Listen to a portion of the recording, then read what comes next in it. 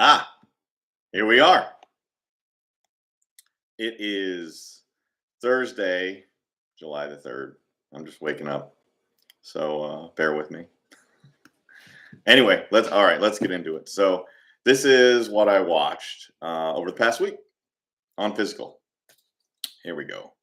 We got Raw Nerve, slipcover. There you go. It's a Blu-ray. This had a VHS and a DVD release. So this is a David Pryor movie. David A. Pryor, I believe it is. Let's double check on that. Yeah, David A. Pryor. Yeah, his brother Ted acts in a lot of his movies.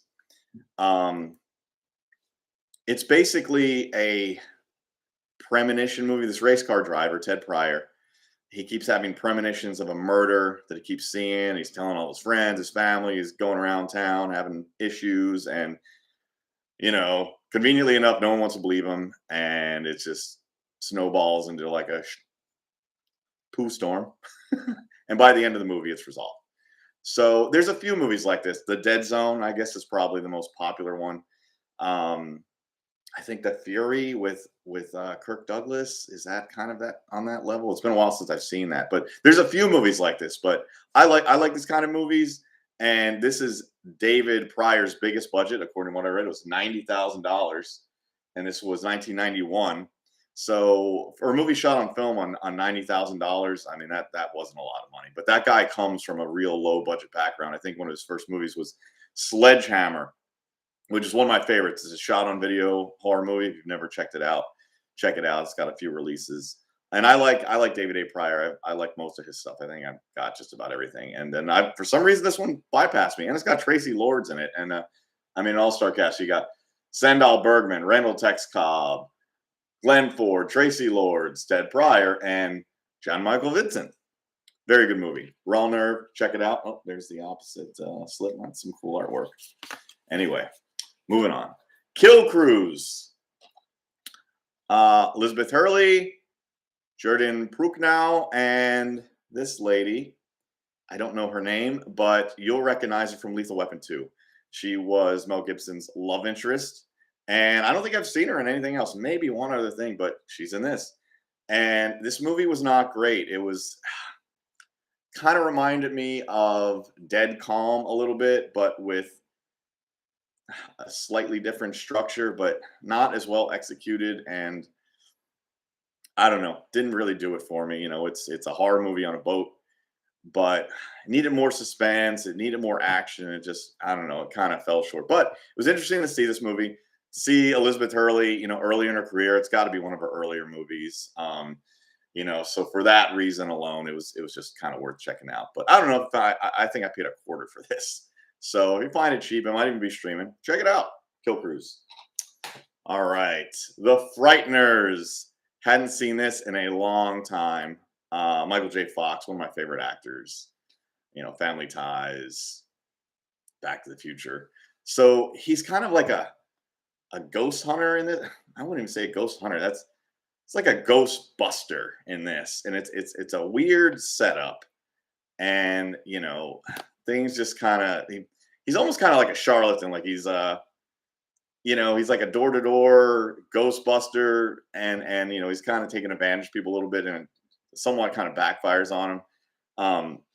But he can see ghosts, and he kind of uses it to his advantage, and they scare people on purpose, and he makes money off of it. But I guess it would be a horror comedy, kind of more horror than comedy, though. I want to say this one didn't do that great. I could be wrong, but I don't think it got the attention it needed, and it's one of Michael J. Fox's last movies before he started, unfortunately, having issues. But it's a lot of fun.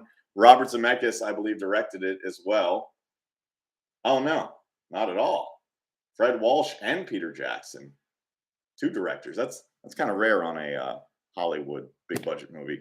For some reason, I thought Robert Zemeckis directed this, but I was wrong.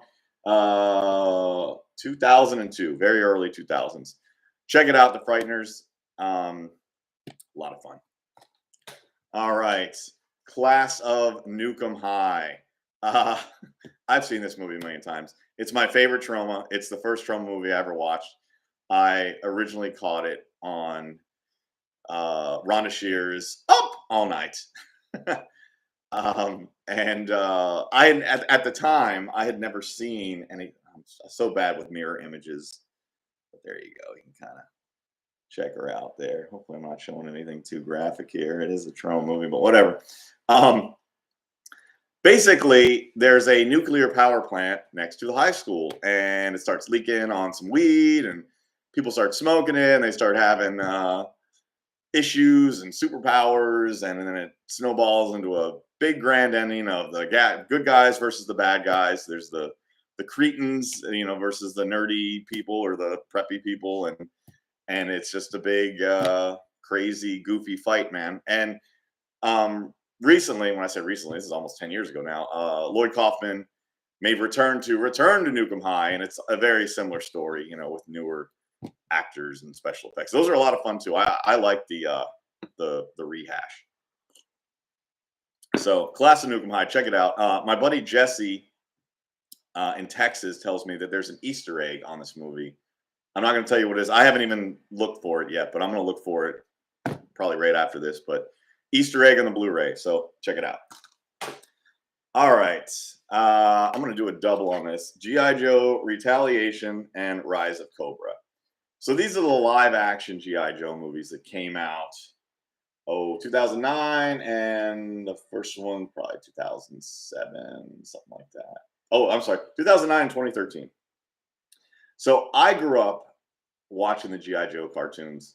I was a GIJoe kid. That they were my favorite cartoon, favorite toy. Even more, I liked it more than Transformers, liked it more than He-Man. That was my toy. And when these movies were coming out, I was really excited. Rise of Cobra came out first. That's the first one. And they did an okay job with it. One problem I had with it, and Hollywood does this a lot, so I'm really familiar with all the characters in this movie. So Shawn Wayans plays Ripcord. So Ripcord looks nothing like Shawn Wayans. So when I saw him on screen, I at first thought he was Alpine, which is a GIJoe character. And he even kind of acted like him. And Alpine was kind of a smooth, kind of talker kind of guy. And he kind of did a little bit of that. And at one point, his costuming looked like Alpine. And I'm like, why didn't he just play Alpine? Like, who cares? Like, why do you have to be Ripcord? It didn't even make sense. Why change it? Why confuse me? Why confuse anybody? Like I said, I didn't enjoy that part of it. But it was an interesting story. It was all right. Cartoons come to life and movies are usually, unfortunately, an upset, at least for me. So it was as good as it could have been. Retaliation, I think I like the first one better, but Retaliation's not bad. And you got Bruce Willis in there, for a small part. And The Rock plays Roadblock, which is one of my favorite GIJoes, and he did a good job. He did do a good job, but again, Roadblock, they didn't portray him correctly. Like, Roadblock always speaks in rhymes when he's there on time. Like, he didn't do any of that. It's like, come on, it's Roadblock. That's what he does. You got to do it. Not once. Didn't do it. Anyway, so before that, so last week, you may have noticed that the show got cut short really fast, and we had some technical difficulties. I was on an away mission, and I wasn't using my usual equipment. So this was the last thing I was going to talk about. This is the GIJoe double discer kind of cartoon miniseries box set. So there's two different miniseries on here. I prefer the second one, the Revenge of Cobra. And that's the first GIJoe anything I ever saw as a kid. And that's what got me hooked. And I think those are the best cartoons that they have, the Rise of Cobra. Basically a weather generator is created by, I think, Dr. Mindbender and Destro, and they're using it against the world to create weird weather patterns, and GIJoe's trying to fight them to get it back so it's not, snowing in the summertime, and it's not, hot in the wintertime and things of that nature. Sounds almost like today a little bit. So I don't know. Check out these. I don't even know where you can find this anymore. I bought this at Walmart back in the day. But I think they're streaming online. You can watch the old cartoons and the miniseries. So check them out. All right. So a couple weeks ago, I reviewed The Hitcher with C. Thomas Howell, and it got me in the mood for the Joyride movies. So if you've never seen these, the first one, the second one, first one's really good. Paul Walker, R.I.P. Um, really fun, danger on a highway type movie. I guess I'd classify it as. I don't know how you do that, but I don't want to give too much away because maybe you hadn't seen it. I don't know how popular that is. I think it did pretty good for its time, but in a nutshell, Paul Walker and Steven Zahn are on a road trip, and they get on a CB, and they start talking to a truck driver, and bad things start happening. I'll leave it at that. Joyride. I can't even tell you part two. Like, I don't even remember it. All right. So speaking of sequels, Iron Man 2 and 3. I watched Iron Man, the first one, I believe, last week or 2 weeks ago. So found these cheap, picked them up, watched them. I think I like the first one the best. It's the origin story, and I think it's the best story. I liked part 3 a little more than part 2. It's the classic story of the good guys winning, as with most superhero movies. But I really like Robert Downey Jr., and I think he did a great job as Iron Man. I grew up reading the comics, and they're a lot of fun. The action sequences are great. The fight in part 2 at the end was really cool. A lot of cool weaponry was used. But check them out, Iron Man 2 and 3. All right, we're getting to some sleaze here. So we got a double feature of Tarzeena and Super Ninja Doll. Well, I don't know if I can show you the back. It's not so bad. So this was actually given to me by director Fred Olin Ray.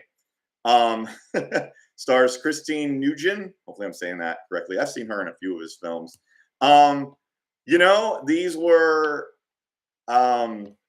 I'd call them softcore movies, something you'd see on Skinamax, and they don't really even make stuff like this anymore, which is what's cool about it. And Fred did these, and man, he doesn't have the year. I have to talk to him about that. Oh, I'm sorry. 2007, 2008. And I think that was kind of, you're getting to the end of that kind of era, Streaming's really hard on stuff like this. It's like they don't classify it. It's not quite pornography. It's not quite an R movie. We don't know what this is, and it almost gets a slap in the face. I mean, this is the kind of stuff that I make, and I think people just don't understand it. But these are fun. You can probably contact Fred directly. He's on social media. He'll buy a copy from him. Get a copy from the filmmaker. That's always what I think is best. But Tarzeena, Super Ninja Doll, check them out. All right, more Fred, The Alien Dead, which is his second film, I believe. I apologize if I'm wrong there, Fred, but I think so. I think it's his second. I think it was like his first time he actually had a budget. As his first movie, I think, was made for a few $100s. They might even say $12,000. Probably shot it on Super 16, I'm guessing, in Florida, which is really cool. At one point, one of the actresses is wearing this shirt that says Clearwater Beach or something. That's, for some reason, that sticks in my head. And it's basically a kind of an underwater zombie movie, I would classify it as. But Fred told me he got the idea for the title from the movie Alien and Night of the Living Dead, I believe, or Dawn of the Dead, because they were popular at the time. And you just combine the two. And I think he said this is one of his best-selling and widest reaching movies that he's made. And this is like one of the first things he's made, which is crazy. Same movie, my movie Die Delta Pi has reached more people than any of my other movies, and it's only my second movie. I don't know, maybe that's his second movie, my second movie. Maybe that's the key. I don't know. Alien Dead's a lot of fun. Retro Media. I think J.R. Bookwalter might distribute these. I know he's got some of his catalog, but check it out, Alien Dead. And then he's got his movie The Brain Leeches on here as well as a special feature, I think. Yeah, 1978. It's his first film. Check her out. All right. Last but not least, Brokeback Mountain. So I had heard about this movie for years. And, curiosity killed the cat. I was like, it was a quarter. I picked it up. It's like, it's got 3 Academy Awards. It's got actors I like in it. I'm going to watch it. And you know what? Very well made film. Really kind of a sad ending. I don't want to give too much away because, maybe you hadn't seen it. But Heath Ledger, R.I.P. Heath and Jake did amazing jobs, crossing boundaries. I don't know too much about these actors and their private lives, but they did a great job acting if they were playing these characters, you know, to that level. So I see why it did win some awards. And Ang Lee directed it, which he's directed a few things. The only thing that's popping in my head is the Hulk, the Eric Bana Hulk that came out in the early 2000s. And I know he's done other stuff, but I feel like I've seen a few things by him, and I always liked. He's a good director. So you know, Brokeback Mountain, check it out. It was really kind of a sad story. You know, I felt sorry for the characters, and a lot of fun. I don't even want to say cameos, but supporting roles. Randy Quaid's in a small role. Anne Hathaway is in it. A few other recognizable people that are just escaping me. But anyway, check out Brokeback Mountain. So, oh, we got one more thing. Well, two more things, actually. Three more things.